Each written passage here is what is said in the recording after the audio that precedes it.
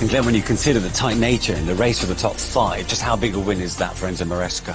Well, it's a massive win for him, you know. I think he's still trying to get the fans on board with the way and style he plays. There's a couple of things that I can't quite understand. But the win was important because those teams now got games in hand. If they got the draw or they lost today, that would have put them right under the pressure. But it was a decent performance, nothing spectacular, because they got Everton on a good day, really. For 60 minutes, they weren't at the races, and they didn't quite put them to the sword. I think they deserved a second goal in some respects in the first half.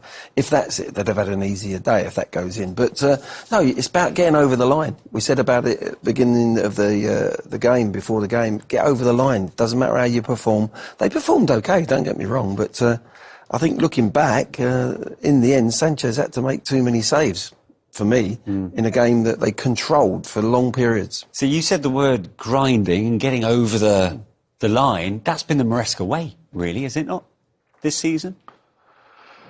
It's not been spectacular, but let's not forget, early on in the season, they were second in the league. Everyone was talking about maybe being title challengers.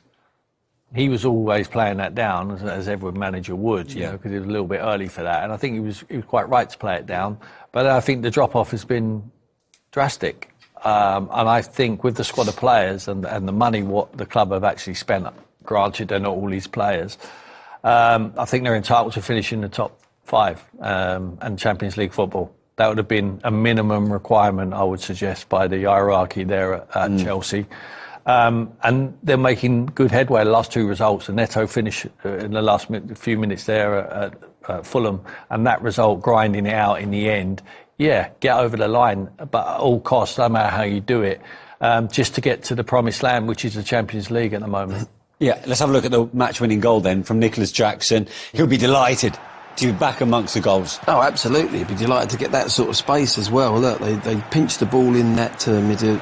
Chalama does really well. One ball pass forward, too easy for him to turn, but he takes this is what the key for this goal. If you see his touch, his first touch is really good because it takes him around. We can talk about the centre-backs out of position and not covering quickly, but watch his first touch. He takes it, his first touch actually gets him round facing the goal, and then the finish is right deep into the corner. But there is, look, he's got so much space, time and space. For me, the making of that goal is there. The little shrivel, the little turn and the touch within the vicinity so that he can hit it correctly. We thought Pickford was probably too far deep in his goal. I think if he's on the 6-yard, but he's not the only one. It's one of the things that keepers do, but it's a really nice finish, isn't it, Tim? He would have felt, before the game, they know what to expect, the Chelsea players. There's not going to be too much room in behind, but and it will be quite crowded in front. The biggest chance you have of scoring is when the opposition have the ball. And he would have known that, and he would have thought there was a fire alarm. I mean, the amount of space he had there. I mean, once he's played that one forward, when he goes to the edge of the box here, he's 18, 20 yards out now, 25 yards out. He can't believe the amount of space he's got to be able to get turned. Glenn's right, the touch is good. Maresca's passed, Enzo there passes it forward, and he gives him the time, passes the time over to him, and then he gets swiveled on it. All of a sudden, he must look around thinking, where is everyone here? And just, I'm going to hit this. And he hits it very well into the bottom corner. And it ends up being the winning goal. But he couldn't have believed the amount of space he had. Would it have been like that if Tarkowski would have played? Possibly not. He's got the experience. I mean, they had time. By the time that Beto lost the ball and they pinch it, and they've got time, the 2 centre-backs, to come in and defend properly. Teams don't do that anymore. It's all about, let's see how we're going to play out. Let's stretch the pitch. Let's play our centre-backs, split them. Once that ball goes in there, and it's a 50-50 ball, it's a tough ball for him from Pickford. As a defender, and the experience of Tarkowski would have said, like, I'm going in here towards... They had time to get in behind Jackson. And that's where the art of defending's going out the game. And you can understand why. I mean, Chelsea have been in the top 4 for the majority of this season. I mean, they have slipped away, of course, in recent weeks, but there they are. They've reclaimed 4th spot, just above Nottingham Forest on goal difference. But Newcastle are yet to play, and that could obviously change a few things around. They talked about Robert Sanchez as well in goal for Chelsea. He's been under the spotlight for a lot of this season. Did we see both sides of his game today? We did a little bit. I mean, it does concern me. The goalkeeping situation at Chelsea, if they're going to achieve anything, needs to get it. This is a penalty, in my opinion. because the ball comes out of his hands, he's took his eye off the ball the last minute. Here, look, he's lined up, you're thinking it's the keeper's ball, and the last minute, for whatever reason, he's dropped it, and he clatters into Middleton. And at the end of the day, that's a penalty for me, Tim. Yeah. It is for me as well, but I mean, every goalkeeper is a good shot. That for me is the best save. Yeah. That's the best save of the afternoon. I mean, Pickford made a few, but that's been swivelled on by Beto, and he makes a brilliant save down to his right hand side. Strong wrist as well. And after, I think McNeil has to do better with this finish, but he still keeps it out of the net. You know, goalkeepers get judged on not their saves; they get judged on their mistakes, and he makes far too many. But this one today is a very good save. But that's what you do. You get judged on your mistakes, and he makes too many. And I think it is decision-making with him, certainly with his feet.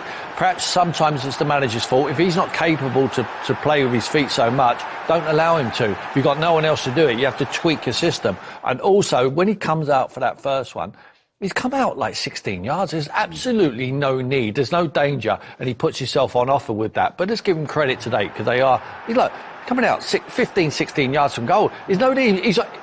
He's coming out, having to come out quick to get there, and he's reaching with it, and I think it's a foul. Well, Casado's having to get out of the way. He has a glance and gets out of the way. It's goal side. You know, Casado's playing right back in that situation, and if that player's in, if there's no player goal side for you, your defender's been caught out, maybe come and put him off and do whatever, but there was no need. You're nice and secure. He's in a goal-sided position.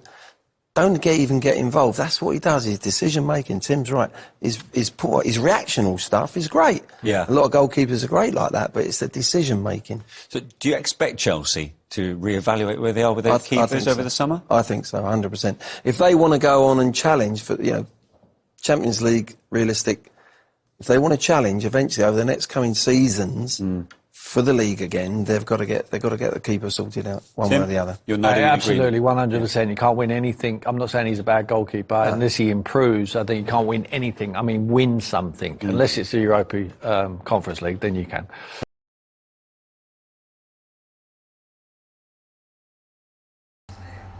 All right, Chelsea 1, Everton 0.